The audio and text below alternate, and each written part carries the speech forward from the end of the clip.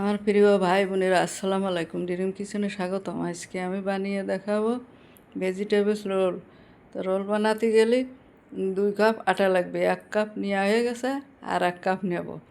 এই 2 কাপ আটা দিয়ে আমি আজকে ওই একটু চিনি দিয়ে দিলাম 1 চামচ, আর স্বাদ মতো একটু লবণ দিয়ে দিলাম, আর একটু সয়াবিন তেল দিয়ে আটাটা সুন্দর করে মেখে নেব। সুন্দর করে ভালো করে মেখে নেব। সয়াবিন তেল, চিনি, লবণ সব একসাথে ভালো করে মিক্সড করে নিয়ে এখন পানিটা দিয়ে দেবো। পানি দিয়ে অল্প অল্প পানি দিতে হবে, আর আটা সেনতে হবে। যদি বেশি পানি দেওয়া হয়ে যায় নরম হয়ে যাবে না, এই কারণে অল্প অল্প পানি দিয়ে আটাটা মেখে নিতে হবে। আটাটা মাখা আমার হয়ে গেছে, ভালো করে সুন্দর করে মাখা হয়ে গেছে। এখন আটাটা 20 মিনিটের জন্য ঢেকে রাখবো। 20 মিনিট পরে এসে আটাটা আমি করে নিলাম। এখন আর একটু ছেনে নেব। আটাটা ভালো সেট হয়ে গেছে। এখন রুটিটা বেলে নিচ্ছি। রুটিটা পাতলা করে রুটি বেলে নিতে হবে। নিয়ে আমি যা আগে থেকে পুর বানায় রেখেছিলাম ওইটা দিয়ে দেবো বরবটি দিয়ে। ওটা ভালো করে লম্বা করে দিয়ে রুটিটা ভাজ করে নেব এভাবে।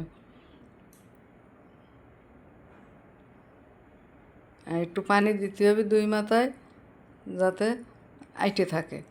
এভাবে ভাজ করে নেব যাতে পুরটা বেরোয় না যায়। তেলে ভাজবো, তেলে ভাজার সময় যাতে বেরোয় না যায়। এভাবে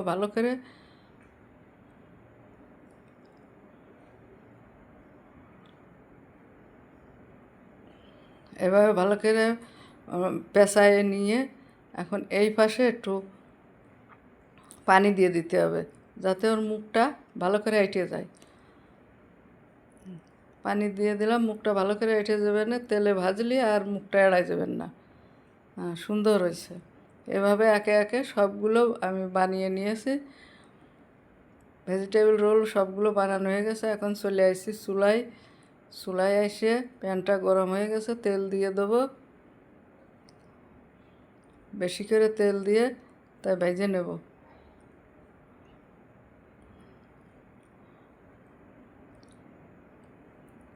এই রোলগুলো ভাজতে গেলে হালকা হিটে ভাজতে হবে।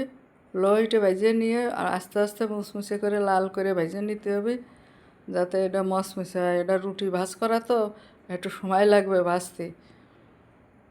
মচমচে করে ভেজে নিতে হবে। এভাবে উল্টিয়ে পাল্টিয়ে ভালো করে ভেজে নেব।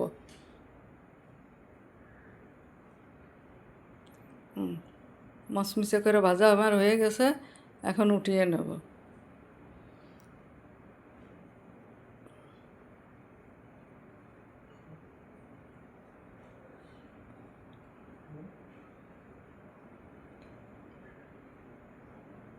আর সবগুলো ভাজা আমার হয়ে গেছে। এখন একটু বিস্কুটের গুঁড়ো একটু ছিটিয়ে দিচ্ছি, যাতে দেখতে একটু ভালো লাগে।